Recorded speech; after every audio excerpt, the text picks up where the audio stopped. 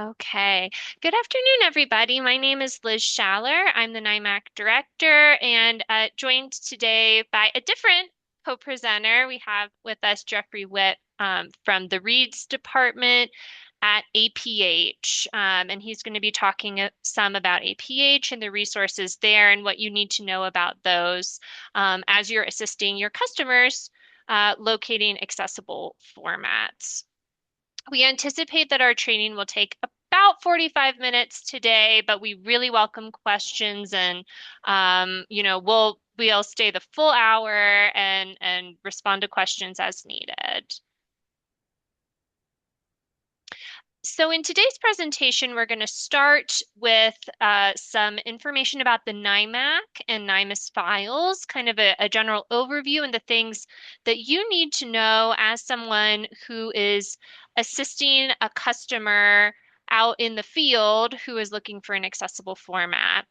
Then we're going to switch gears. I'm going to lob it over to Jeffrey, and he is going to talk some about the LUI database of accessible materials and how to locate accessible formats there.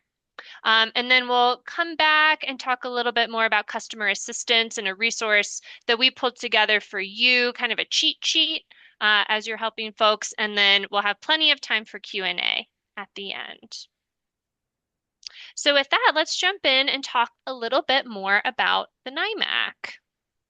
I want to start off by noting that the NIMAC and the accessible materials providers that we are referring to during this session, they help to ensure that students who require accessible formats like large print or audio or braille receive the materials they need to participate and succeed in the classroom.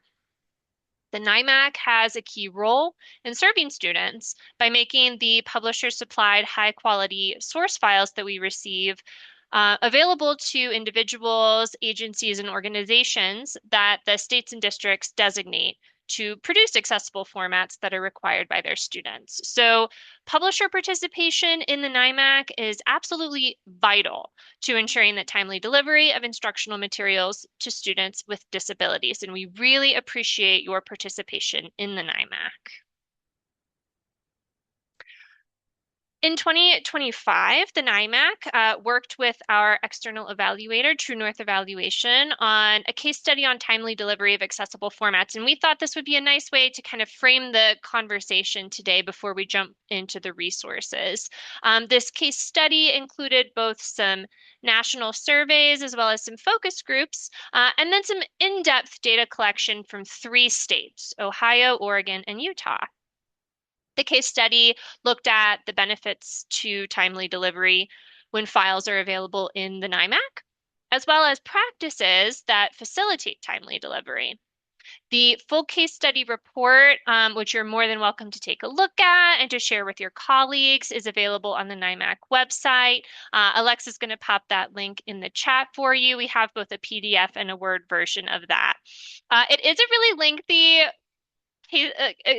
report, but don't be intimidated. There's a great executive summary at the top. The table of contents is really easy to navigate. And then if you kind of skip to the end, you'll see the conclusion and recommendations kind of provide a really nice summary and kind of show where we're going to take the information as the NIMAC and next steps for us. So you'll be able to see that. I did want to pull just a few items from the case study to highlight here. So one was a question that we asked participants about the benefits of timely delivery. Again, this is timely delivery of accessible formats for eligible students. So some of the top answers here were, of course, that it promotes equitable access to instructional materials, and that it promotes independence and active learning among students with print disabilities. Talks also about psychological well-being and taking ownership of learning. So lots of really incredible benefits of timely delivery of accessible formats. And then if we look at kind of the NIMAC related practices that facilitate timely delivery of accessible formats, the number one answer was that publishers submit their NIMAS files to the NIMAC system before they are needed by students. That was far and away the top NIMAC related practice. We also had a lot of folks respond that, when that need for an accessible format is identified for the first time, that the NIMAS file is already available in the NIMAC. We'll talk a little bit more about that. And then, of course, some things that publishers do in terms of holding their vendors to a timeline for a NIMAS conversion. So again, there are lots of reasons why participating in the NIMAC and submitting your files to the NIMAC ahead of adoption contract deadlines is really important in terms of ensuring timely delivery of accessible formats. So we really, really appreciate your cooperation. This graphic here is a really nice summary of the NIMAC process and how it works. So the NIMAC, or National Instructional Materials Access Center, was created by IDEA 2004. And it serves as the source file repository for K through 12 textbooks and core instructional materials. The states and districts that choose to work with the NIMAC require publishers to send files to the NIMAC as a part of procurement contracts. These files are then downloaded by accessible media producers that are designated by the states. And those accessible media producers can produce Braille, large print, as well as accessible digital formats from NIMAS files. The ultimate goal of the NIMAC is to expedite accessible format production by receiving, validating, and making files available in advance of an identified need. The NIMAC has been in continuous operation since December of 2006. And just a few quick figures for you to date. The repository has received over 91,000 files from more than 200 educational publishers. And our NIMAC users have downloaded over 61,000 files to use in the first time production of an accessible format. And I noted on the previous slide something about the states and territories that work with the NIMAC. It's important to know in IDEA, states and territories are not required to work with the NIMAC, but we're happy to say that all 50 states, as well as the territories and the Department of Defense, all choose to work with the NIMAC. So what are NIMAS files? What are the files that we receive in the system? What can you find in the NIMAC? NIMAS stands for National Instructional Materials Accessibility Standard. S is for standard, and that is a source file format that the NIMAC receives from publishers. This format, as well as the NIMAC itself, was created under IDEA 2004, and it can be used to produce a range of accessible formats. The key thing here is that the files in the NIMAC are not distributed directly to students. They require further conversion before they can be used in the classroom.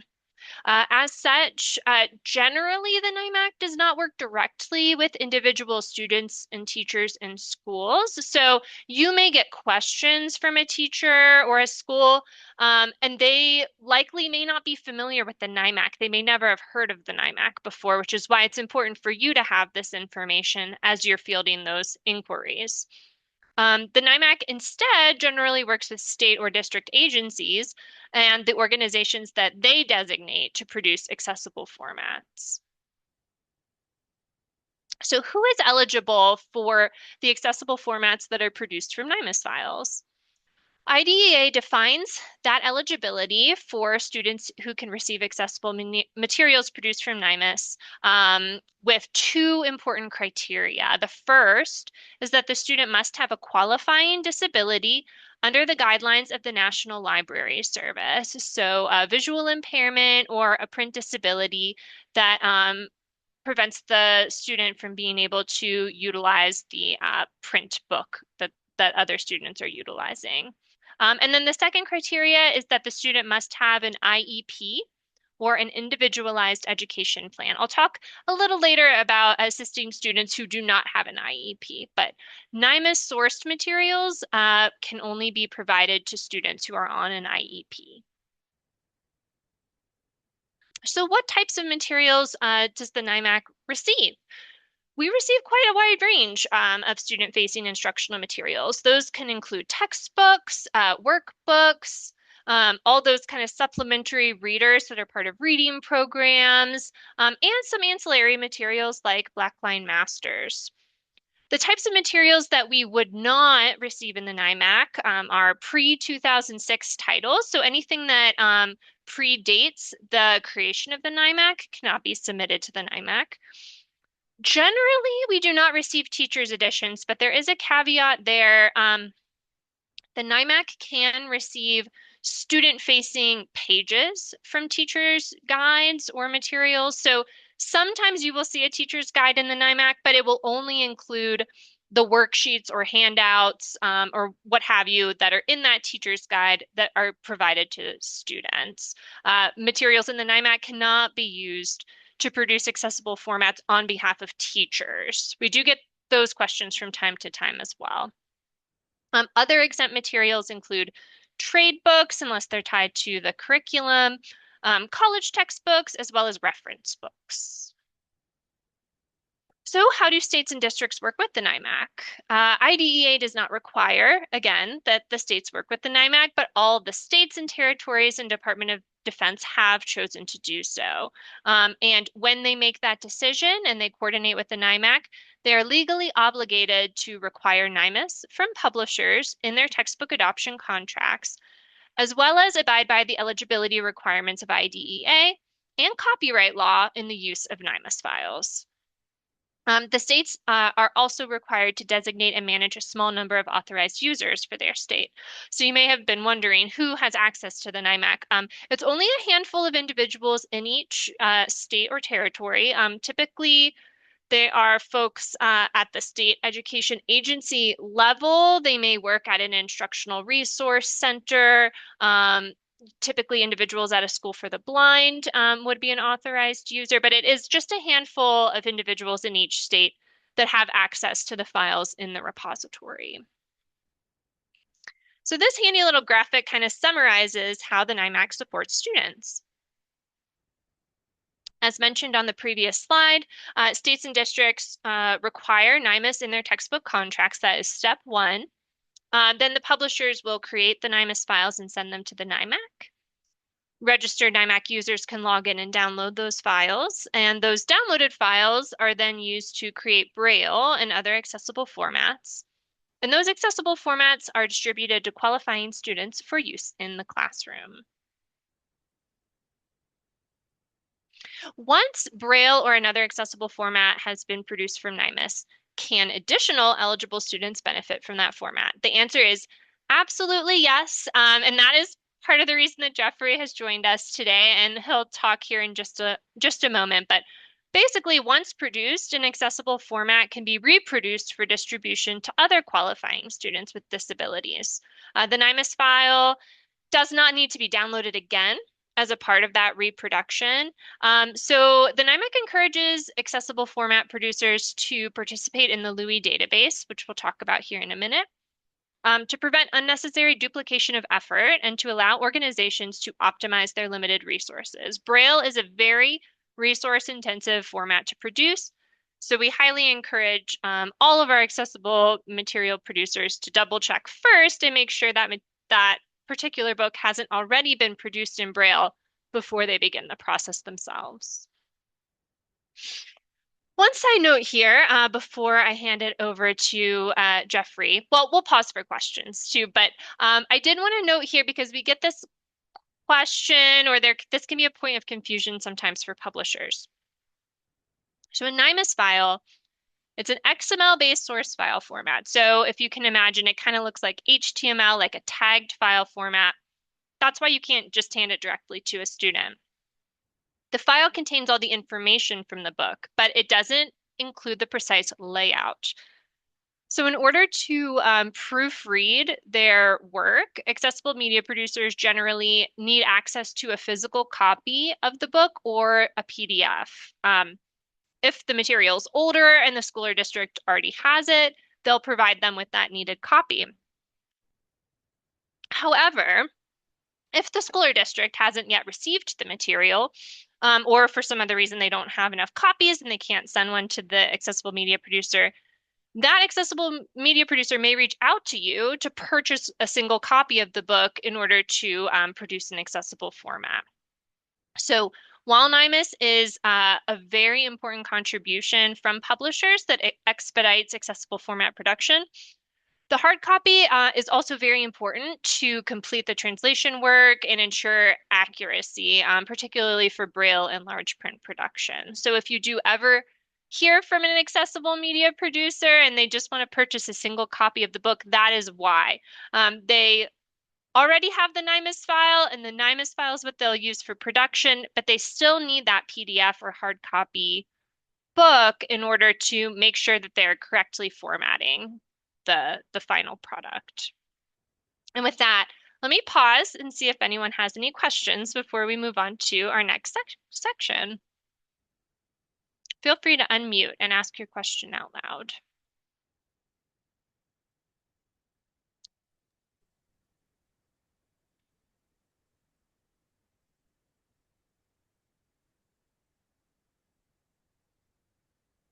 Okay, nobody has any questions? All right, well, I will hand it over to Jeffrey then to talk about the Louis database.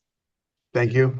As Liz says, my name is Jeffrey Witt, and I work in the Research, Evaluation, and Digital Information Services Department here at APH, which is librarians. We just trumpet down to READS for short. And I've worked with the Louis database for about 10 years as both a librarian and a cataloger for the database. Slide. Thank you. So what is the Louis database of accessible materials?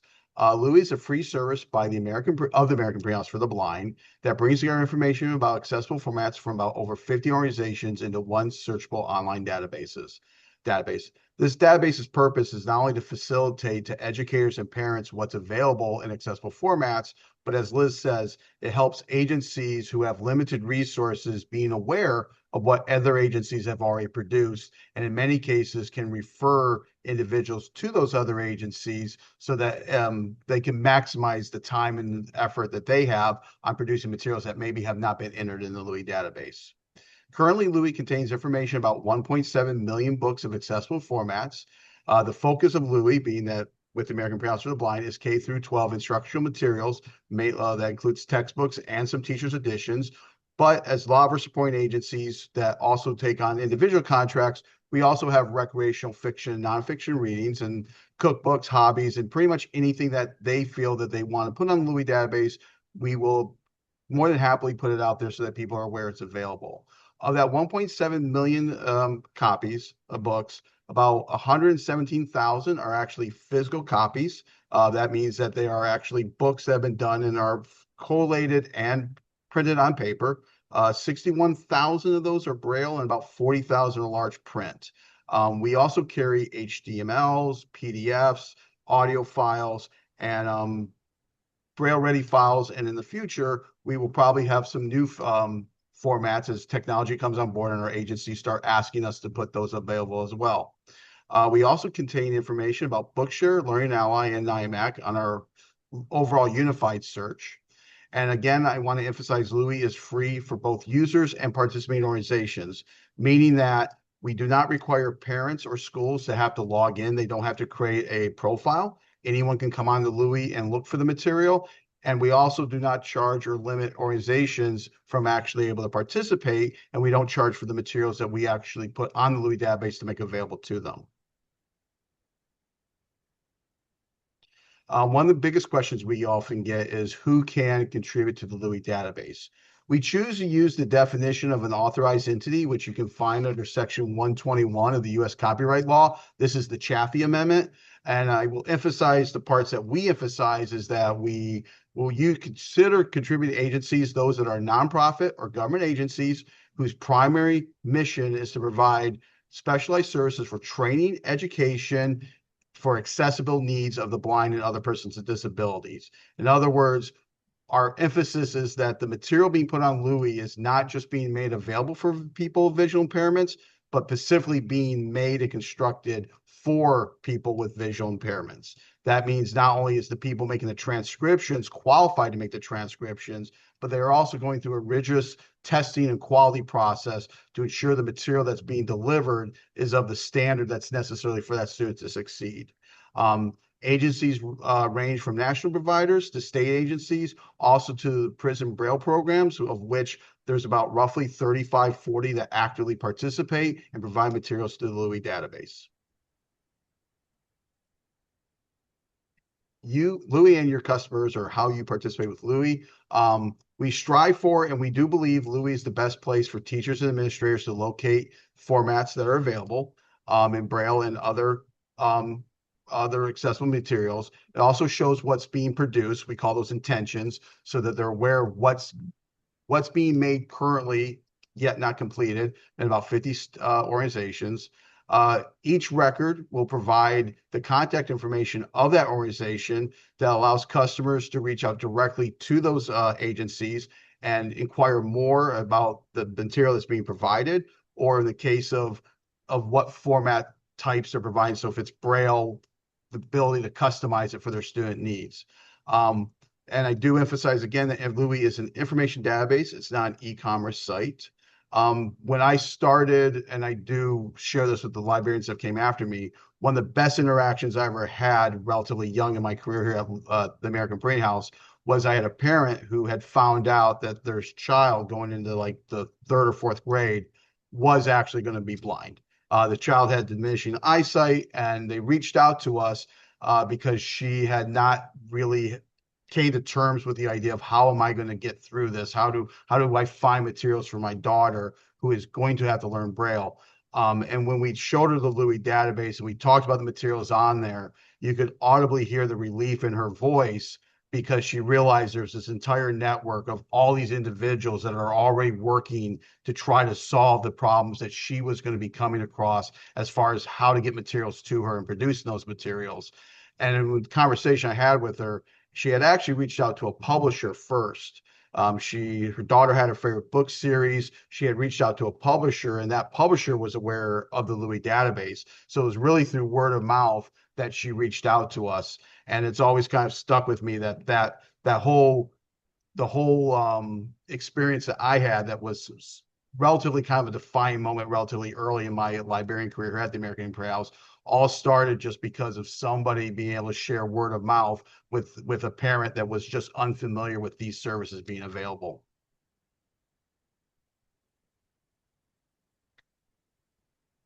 One of the other questions we often get is the process and how much does it cost to acquire accessible formats.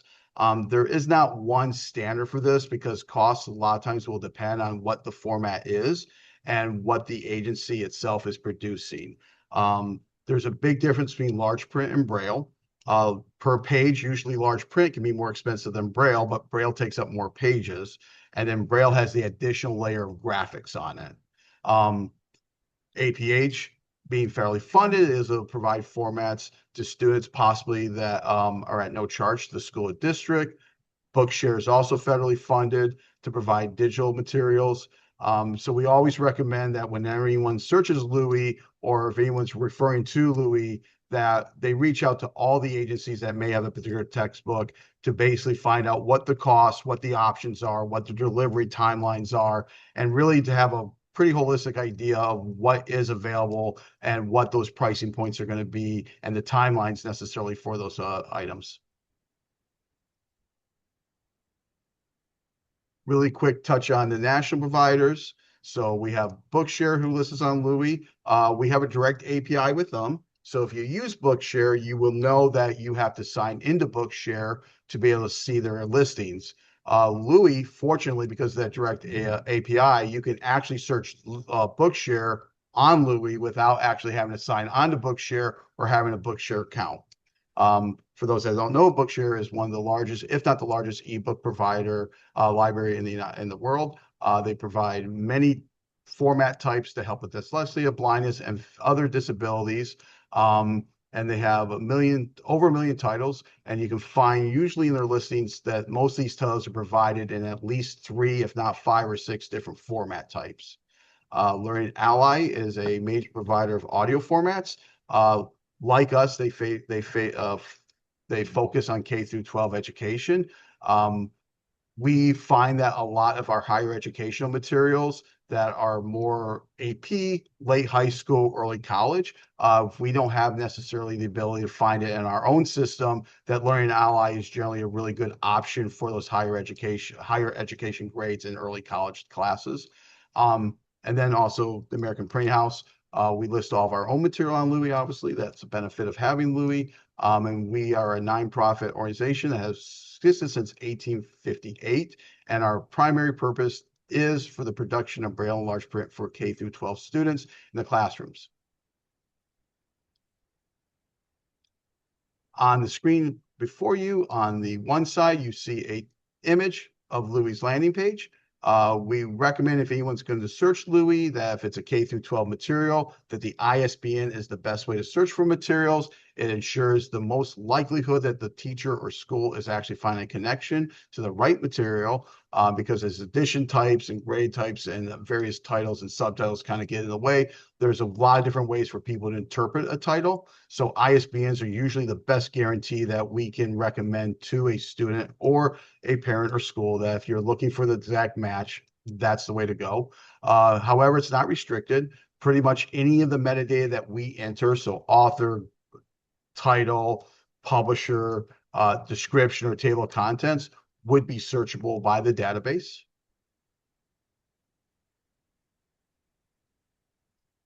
On the screen also is a typical listing of how a textbook will come up if it was done in a search.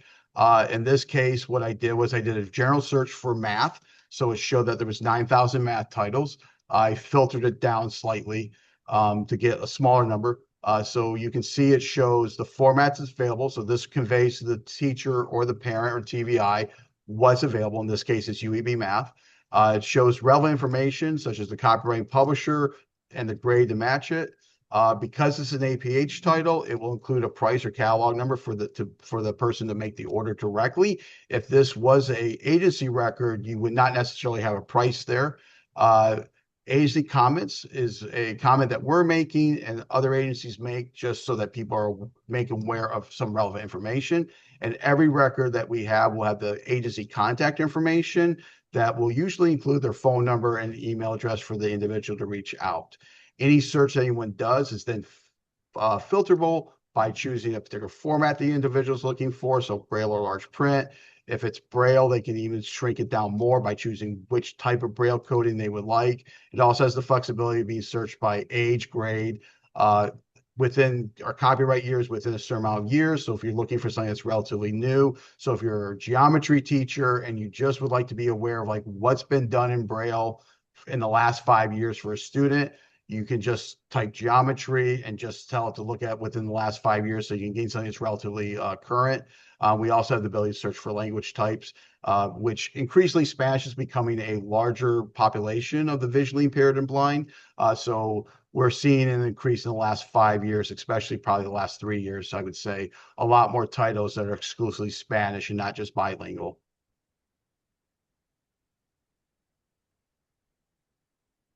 On the screen is kind of a visualization of kind of how we see the Louis workflow working, but you can also see how the Louis workflow works with the NIMAC and how we complement each other. So the process here is really is if the material is available on Louis, then it's to reach out to that provider and contacting them or obtaining a book that's on Bookshare Learning Ally. If it's not, then that's just where an agent's authorized user will work through NIMAC or through the state coordinator to make that connection. That state coordinator could provide the book. Eventually, there's a lot of opportunities for a lot of the agencies that list on Louis who are NIMAC state coordinators, then to reciprocate and eventually put that book on Louis at some time down the road. How long will it take for customers to receive their accessible formats? This can largely depend on whether or not the book has currently been done before or whether it is a first-time transcription. Large print generally goes faster than Braille. If it's a new time, first time a book has been produced, that goes through a much more rigorous process because not only does that be transcribed, but an individual will then have to proofread it. And then after it passes proofreading, then it has to be produced. If it's an existing material that's already been done, that generally will be done slightly faster because it does not have to go through that same process. However, it does take time to run Braille. It's not a very quick process, and those pages usually have to be correlated with their graphics. Some agencies will ship in bundles, such as certain amount of volumes upon completion. Other agencies will wait until they have the whole title completed. So it could take some fair amount of time between even agencies necessarily. So there is not really a quick way to say how quickly can I get something. Generally, we're talking that the sooner a school or teacher is aware they need the material, the sooner they can make the inquiry, the sooner they can get the ball rolling. Because the most important thing is that a student on the first day of class has the material they need to be successful. So we always prioritize trying to stay at least a semester, if not a school year ahead of where the student is. In all cases, we always recommend that anyone that reaches out to us and talks to us as customers, that they would inquire with the agencies that they're working with to figure out what is the best way they can meet that student's timeline and what are the best strategies to make sure that the student has the material they need.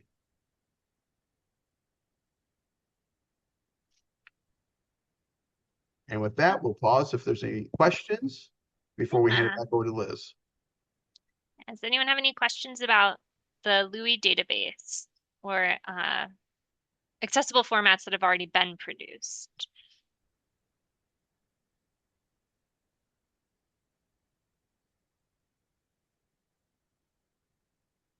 Okay, with that, I'll jump into our customer assistance section and talk a little bit more about how you can assist your customers. So, again, in many or most cases, your customers should be able to locate what they need in Louis. Um, and in those cases, like Jeffrey said, they can reach out directly to the provider for more information. But if they need any help at all in searching Louis, please don't hesitate to reach out. The email address for the Reads department at APH is resource@aph.org, and they're happy to assist. One of the things that can be kind of complicated for folks sometimes is if it's someone who's working in a school or district, they may only have the kit or bundle ISBNs, whereas what they're looking for, the material they're actually looking for, is a single printed book, things of that nature. And so both of our teams are more than happy to help field questions like that and assist. But there are any number of reasons why someone might want some help in searching Louis, needs clarification on what is available, and maybe timelines for like the status of what we call an intention or an in-process Braille book, something like that. So more than welcome to reach out at any time, and we're happy to help. When the materials are not found in Louis, there are kind of two different places where folks might go. If they're looking for Braille or large print because they're working with a student with visual impairments, the place that they should be directed to, or the person they should be directed to, is their APH trustee. One thing that can be a little complicated about fielding these requests from your customers, and we're well aware of that because we do this all the time, is that every state has different resources and processes for accessible format production. So if the material is not already in Louis, you are going to have to point your customer to a state-specific contact. For Braille and large print, the link on the screen, the QR code, takes you to the APH trustee directory. They should reach out to that individual and they'll be able to provide them more information with how to go about ordering Braille or large print. And then on the other side, if you're looking for an accessible digital format, you'll want to point your customer to their NIMAC state coordinator. So every state and territory has a state coordinator, and they will be able to provide more information about the process in their state. Some states have forms that need to be filled out. Some states have different individuals who field different types of requests if you're looking for audio or you're looking for an accessible digital text format. So that's why that's kind of your first stop is your state coordinator, and they'll assist further. And I did mention earlier about assisting students who aren't NIMAS eligible, so students who do not have an IEP or qualifying disability. If your customer is working with ineligible students, there may still be items in Louis that they can purchase and access because not everything that is in the Louis database is sourced from NIMAS files. That includes the audiobooks in Learning Ally. That includes some of the content from Bookshare. Some content from Bookshare is sourced from NIMAS files, but others are not. And if it's not sourced from a NIMAS file, then it doesn't have that IEP restriction. And again, you can always direct your customers to their NIMAC state coordinator, and they can help to point them to the correct resources in their state. Because again, it's kind of a state by state question. We did put together a handout for you, and Alexa's going to put that in the chat. We also have it available on our website as well. And that's just kind of a quick one pager. It has your key terms. We also wrote up some really simple sample customer service language that you can provide to your colleagues that kind of just will give your customer a really clear understanding of here's what the NIMAC is, here's how to locate accessible formats, here's how we as a publisher work with the NIMAC, and also includes contact information for your customer if they need additional assistance as well. So please take a look at that. There are a few additional resources we wanted to highlight in case you have questions or are wondering about digital accessibility. If you produce digital instructional materials, one is a guidance document resource produced by the National Center on Accessible Digital Education Materials and Instruction.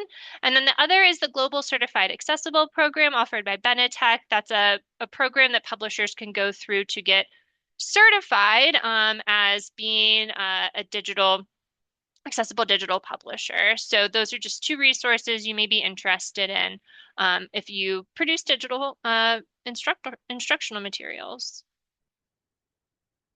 Okay, so does anyone have any questions about what we've covered today? Oh, one thing I did want to note as well.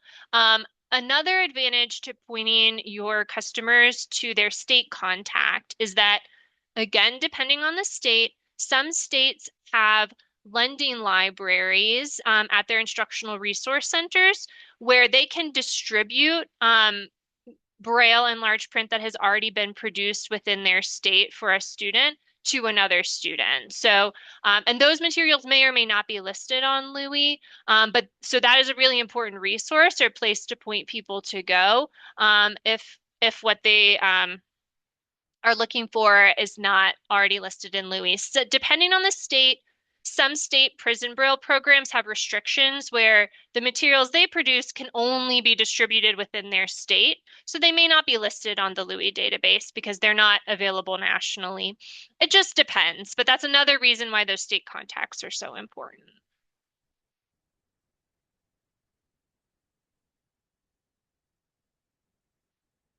Okay, I'm not hearing any questions. I'll just put this QR code up on the screen here. That's our exit survey. And I think Alexa's putting the link in the chat as well. It's a really quick survey, but it helps us understand who attended today, as well as what additional resources might be helpful for you as a publisher fielding questions about accessible formats and how to best support your customers. So we would love to hear from you. Any suggestions that you might have, we will try to incorporate them and build the resource that you need.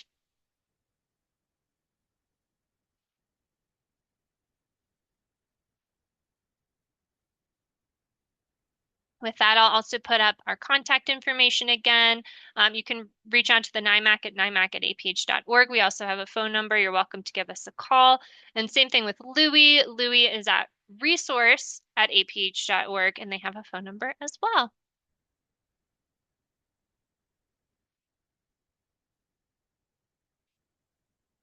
With that, I will go ahead and stop our recording.